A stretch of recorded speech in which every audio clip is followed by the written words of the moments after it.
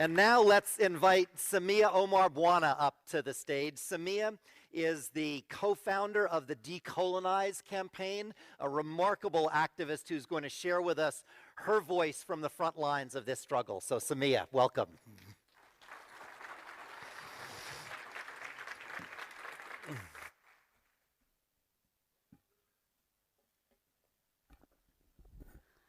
Good morning, distinguished guests.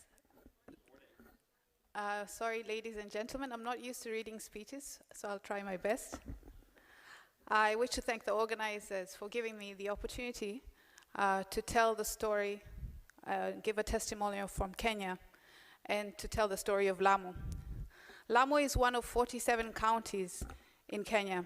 It has a biosphere reserve, 2 national reserves, 1 marine reserve. It's the oldest living Swahili settlement in East Africa. It has a UNESCO World Heritage Site, and it has the highest concentration of sites and monuments, a place I'm very proud to call home.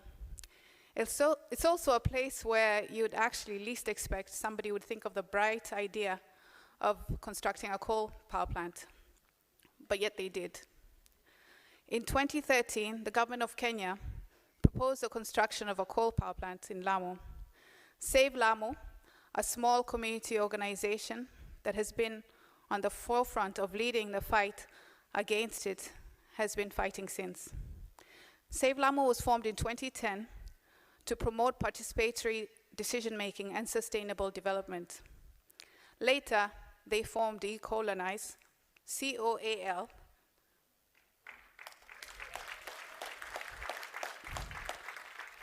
That's the movement I represent today. deCOALonize creates a platform that elevates community voices fighting against coal and encourages joint strategic planning between partners and communities to ensure a multi-pronged approach of coordination amongst interested parties that are campaigning against coal and campaigning for clean energy in Kenya. So I'm not here to speak for the people of Lamu. I'm not here to speak for Save Lamu. I'm here to amplify their voices. It is important for me to tell you the story of those who can't travel all these hundreds of kilometers to share their tale so that you can go and seek them out. It is important for me to share with you the stories of who don't have household names that beckon international attention so that you remember who they are. It is important for me to tell you those who don't make headline news so that you can make them front page news. It is important for you to know who they are and imperative for me to tell you that so that I can share this inspirational story of how a small community-based organization made up of a few volunteers brought together individuals of all religions, ethnicities, races, and nationalities, and all skill sets to grow a national movement and inspire people across the world. It is important for me to tell you the story of how David beat Goliath. So, in the tradition of my forefathers, my story begins. In Swahili culture, which is where my community lies, we start a story by saying some statements, hadithi, hadithi. I don't know if many of you are familiar. So if I say hadithi, hadithi, you say hadithi njo. Hadithi, hadithi means story, story. Hadithi njo means come on, story. So hadithi, hadithi. Hadithi, hadithi. Okay, the rest of this Swahili speakers in the room, you'll have to help me. So let me do this again. Hadithi, hadithi. Hadithi, hadithi. Paukwa. Sahani.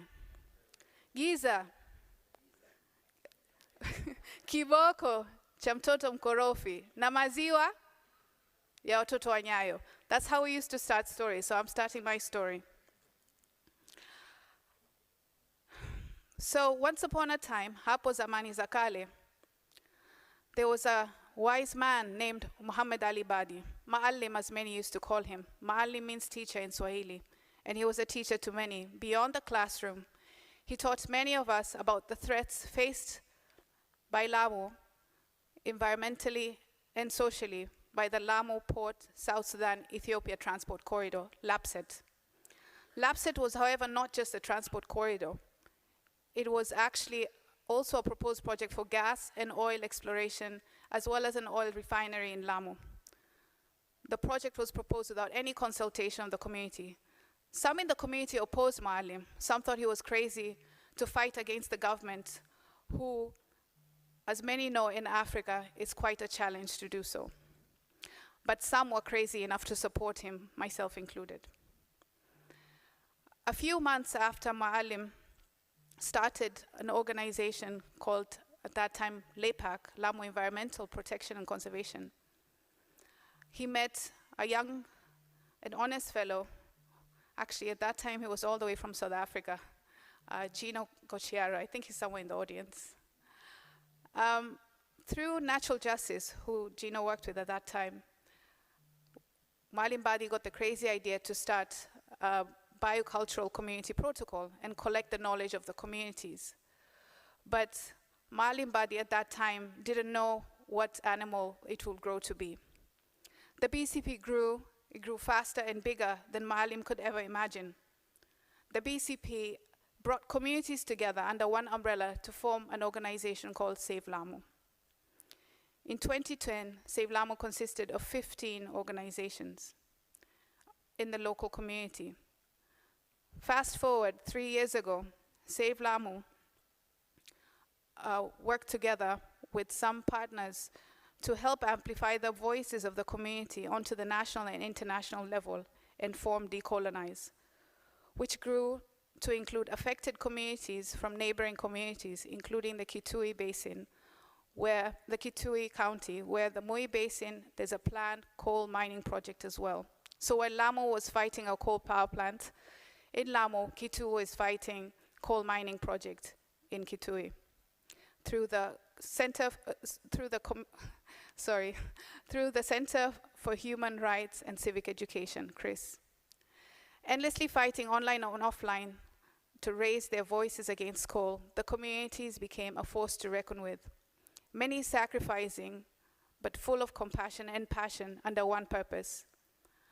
Members of Save Lamu were arrested, some intimidated by police, some gave up their illustrious careers, some have retired since, old, gray, and weary of the fights, while some have passed away and handed over the baton to the younger generation, including the late Maalim Badi, whom we sadly lost a year ago.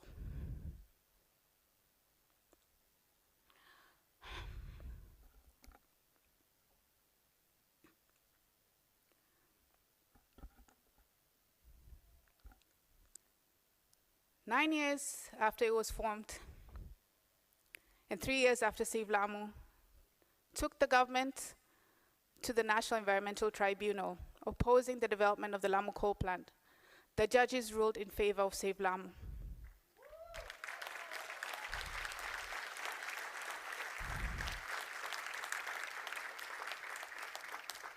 The environmental license of the plant was cancelled, and sadly, Maalim Badi was not there to see the day.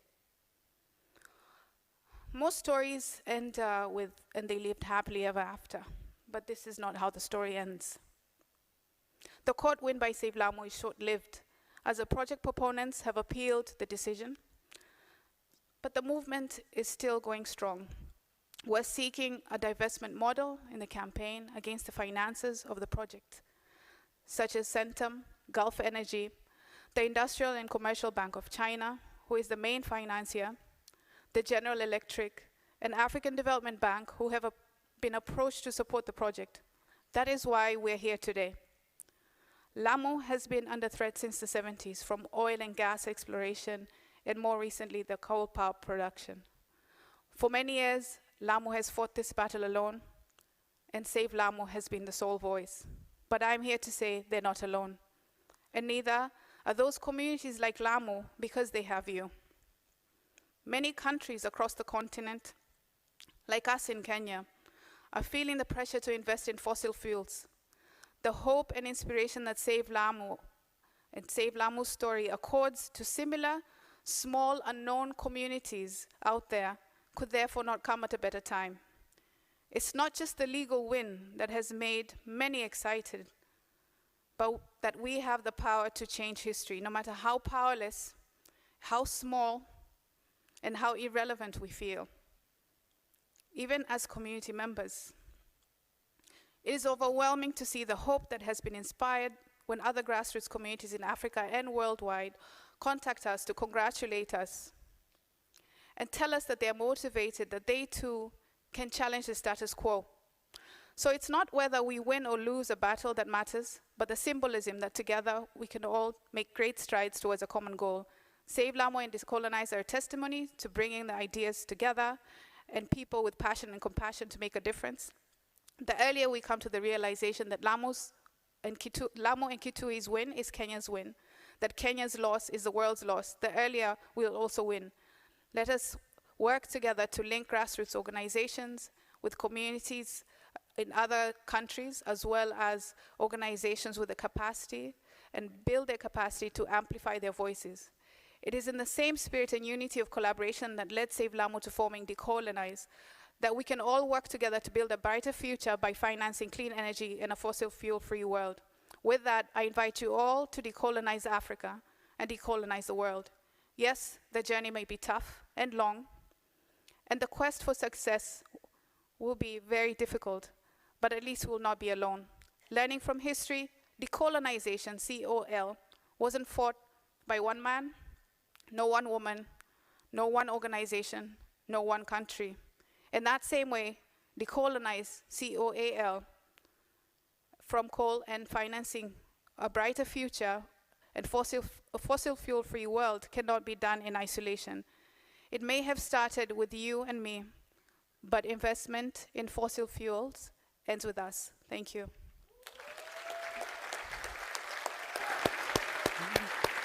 Thank you so much. We're great.